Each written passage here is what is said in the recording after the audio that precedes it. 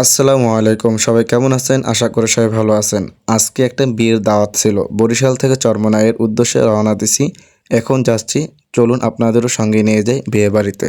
হাঁটি হাঁটি পা পা করে চলছে, কিন্তু পথ যেন শেষই হচ্ছে না। তাই এবার একটু তাড়াতাড়ি হাঁটা শুরু করলাম। যেতে হবে, সামনে আছে দাওয়াতের মজার খাবার। চারপাশে তাকালেই শুধু সবুজ আর সবুজ। গাছপালার এই অপূর্ব সৌন্দর্য যেন মনকে এক অন্যরকম শান্তিতে ভরে দেয়। শহরের কোলাহল থেকে দূরে প্রকৃতির এই নীরবতা আর সতেজ বাতাস সত্যি হৃদয় ছুঁয়ে যায়। মনে হচ্ছে যেন আল্লাহর সৃষ্টি কতটা সুন্দর। প্রতিটা গাছ, প্রতিটা পাতা যেন নিজের মতো করে সৌন্দর্য ছড়িয়ে দিচ্ছে। এই দৃশ্য দেখে মনটা একদম প্রশান্ত হয়ে গেল।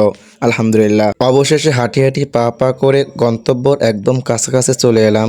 এখন বিয়ের বাড়ির গেটের সামনে দাঁড়িয়ে আছি। এতক্ষণ পথ চলার পর মনে হচ্ছে সব ক্লান্তি যেন এক মিনিটেই দূর হয়ে গেছে। ভিতরে কি অপেক্ষা করছে আনন্দ, মানুষজন আর মজার খাবার, সবকিছু দেখার জন্য আর তর সইছে না। চলুন এখন ভিতরে প্রবেশ করি। অনেকক্ষণ পথ চলার পর পেটে তো প্রচন্ড ক্ষুধা লেগে গেছে, তাই আর দেরি না করে সরাসরি টেবিলে এসে বসে পড়লাম। এখন শুধু অপেক্ষা, কখন সামনে মজার মজার খাবার আসবে। দাওয়াতের আসল আনন্দ তো এখান থেকে শুরু।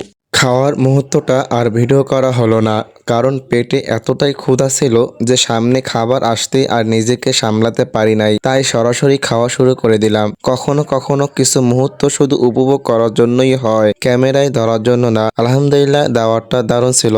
দাওয়াত খাওয়ার শেষে আমরা বাড়ির উদ্দেশ্যে রওনা দিচ্ছি। সবাই ভালো থাকবেন। আসসালামু আলাইকুম। আর আমার পেজটা ফলো করে আসবেন।